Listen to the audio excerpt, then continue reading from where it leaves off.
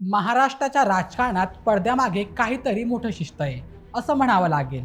कारण सध्या राजकीय वर्तुळात एका दाव्याची जोरदार चर्चा सुरू आहे आणि तो दावा म्हणजे जयंत पाटील राज्याचे पुढचे अर्थमंत्री होऊ शकतात.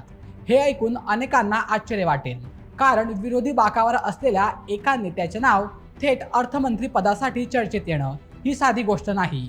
जर या चर्चांमध्ये तथ्य असेल तर हा फक्त मंत्रिपदाचा विषय राहणार नाही, तर महाराष्ट्राच्या राजकारणातील मोठा टर्निंग पॉइंट ठरू शकतो. विशेष म्हणजे या संपूर्ण चर्चेची सुरुवात झाली ती एका साध्या प्रश्नापासून आणि त्यावर जयंत पाटील यांनी दिलेल्या एक सूचक उत्तरापासून. मग नेमकं तो प्रश्न काय होता? त्यांनी असं काय उत्तर दिलं ज्यामुळे राजकीय वर्तुळात खळबळ उडाली? आणि सर्वात महत्त्वाचे म्हणजे हा दावा खरोखर वास्तवाच्या जवळ आहे की फक्त राजकीय अफवा? तर चला जाणून घेऊया या संपूर्ण प्रकरणामागचं राजकारण अगदी सविस्तर पद्धतीने आजच्या या व्हिडिओमध्ये. तर मित्रांनो, गेल्या काही दिवसांपासून महाराष्ट्राच्या राजकारणात अनेक राजकीय घडामोडी सुरू आहेत.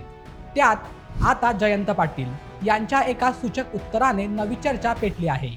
हे फक्त अफवा आहेत की खरोखरच मोठ्या राजकीय समीकरणांची सुरुवात? असा प्रश्न आता राजकीय वर्तुळात विचारला जातोय. मित्रांनो, जयंत पाटील हे राज्याचे माजी अर्थमंत्री राहिले आहेत आणि सलग 9 अर्थसंकल्प सादर करण्याचा त्यांच्याकडे अनुभव आहे. त्यामुळे अर्थमंत्री पदाबाबत त्यांना प्रश्न विचारला गेला तेव्हा त्यांनी थेट होकारही दिला नाही आणि स्पष्ट नकारही दिला नाही. त्यांच्या या एका मिश्किल आणि सूचक उत्तरामुळे या चर्चांना आणखी वेग मिळाला. विशेष म्हणजे या चर्चांना आणखी बळ मिळालं ते अलीकडेच वर्षा बंगल्यावर झालेल्या एका महत्त्वाच्या बैठकीनंतर. जयंत पाटील यांनी मुख्यमंत्री देवेंद्र फडणवीस यांची भेट घेतली. या बैठकीला अजित पवार गटाचे वरिष्ठ नेते प्रफुल्ल पटेल आणि सुनील तटकरे हेही उपस्थित होते. या बैठकीत नेमकी काय चर्चा झाली याबाबत अधिकृत माहिती समोर आलेली नसली तरी या भेटीनंतर राजकीय वर्तुळात विविध तर्क वितर्कांना उधाण आलंय. तसं तर जयंत पाटील यांची अशी सूचक वक्तव्ये याआधीही अनेकदा चर्चेचा विषय ठरली आहेत. त्यामुळे त्यांच्या प्रत्येक विधानाकडे राजकीय निरीक्षकांचं बारकाईने लक्ष असतं. मात्र या सर्व चर्चेदरम्यान एक गोष्ट स्पष्ट आहे, जयंत पाटील अर्थमंत्री होणार असा कोणताही अधिकृत निर्णय किंवा घोषणा अद्याप झालेली नाही. तर चला सर्वात आधी जाणून घेऊयात की या चर्चेला सुरुवात नेमकी कशी झाली.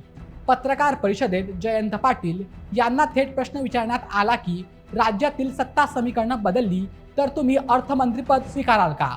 यावर त्यांनी थेट हो किंवा नाही असं उत्तर दिलं नाही.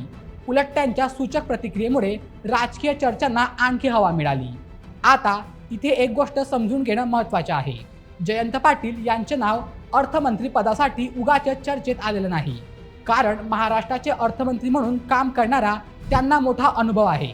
त्यांनी सलग 9 अर्थसंकल्प सादर केले आहेत. त्यामुळे अर्थ खात्याची जबाबदारी सांभाळू शकणाऱ्या अनुभवी नेत्यांमध्ये त्यांचे नाव आघाडीने घेतलं जातं. मात्र सध्या फक्त त्यांच्या अनुभवाच्या चर्चा नाही, तर विरोधी बाकावर बसलेल्या एका नेत्याचे नाव अचानक सत्तेतील सर्वात महत्त्वाच्या खात्यासाठी का चर्चेत आलं हा प्रश्न देखील आहे. अजित पवार यांच्या निधनानंतर अर्थ खात्याची जबाबदारी मुख्यमंत्री देवेंद्र फडणवीस यांनी स्वतःकडे ठेवली. त्यानंतर हे खाते नेमके कोणाकडे जाणार याबाबत सातत्याने चर्चा सुरू आहे. याआधी सुनेत्रा पवार यांच्या नावाची चर्चा झाली होती, मात्र त्याबाबतही कोणताही अधिकृत निर्णय झाला नाही. अशा परिस्थितीत जयंत पाटील यांच्यासारखं अनुभवी नाव अचानक चर्चेत आल्यामुळे राजकीय घडामोडींना आणखी वेग मिळाला आहे. काहींच्या मते हा फक्त पत्रकारांच्या प्रश्नातून निर्माण झालेला राजकीय चर्चेचा विषय आहे, तर काहींच्या मते पडद्यामागे काही वेगळी राजकीय समीकरणं आकार घेत आहेत. मात्र या दोन्ही दाव्यांची अद्याप कोणतीही अधिकृत पुष्टी झालेली नाही. त्यामुळे केवळ चर्चांच्या आधारावर कोणताही निष्कर्ष काढणं योग्य ठरणार नाही.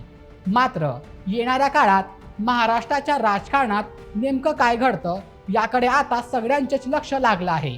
आता सर्वात मोठा प्रश्न असा आहे की जयंत पाटील यांचे नाव ही फक्त राजकीय चर्चेची ठिणगी आहे की महाराष्ट्राच्या राजकारणात खरोखरच मोठ्या बदलाचे संकेत आहेत. तर मित्रांनो, या संपूर्ण विषयावर तुम्हाला काय वाटतं? जयंत पाटील भविष्यात अर्थमंत्री पदाची जबाबदारी सांभाळू शकतात का? तुमचं मत आम्हाला कमेंटमध्ये नक्की कळवा. आणि अशा व्हिडिओंसाठी आपल्या बोलमेच्या यूट्यूब चॅनलला सबस्क्राईब करायला विसरू नका. धन्यवाद.